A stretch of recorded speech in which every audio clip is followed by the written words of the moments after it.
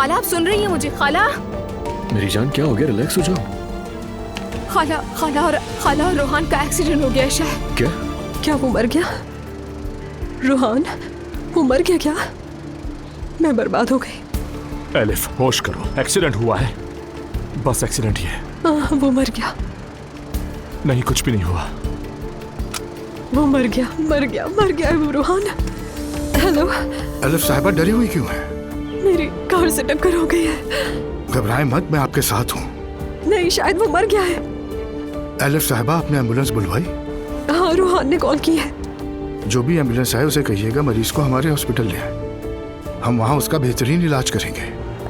लेकिन अगर उससे कुछ हो गया, वो मर गया? ऐसा कुछ नहीं होगा। आप कैसे कह सकते इतना यकीन से? आप मेरी दुआओं में शामिल हैं, इसीलिए कहा। आप फौरन हॉस्पिटल आ जाएं।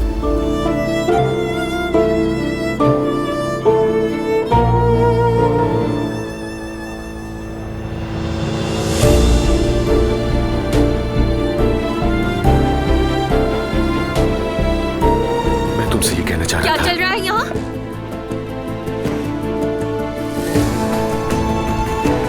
तुम्हें शर्म नहीं आती? एक शादीशुदा मर्द के पीछे लगी हुई हो, बेहया औरत। लेला, तुम ये आखिर कर क्या रही हो?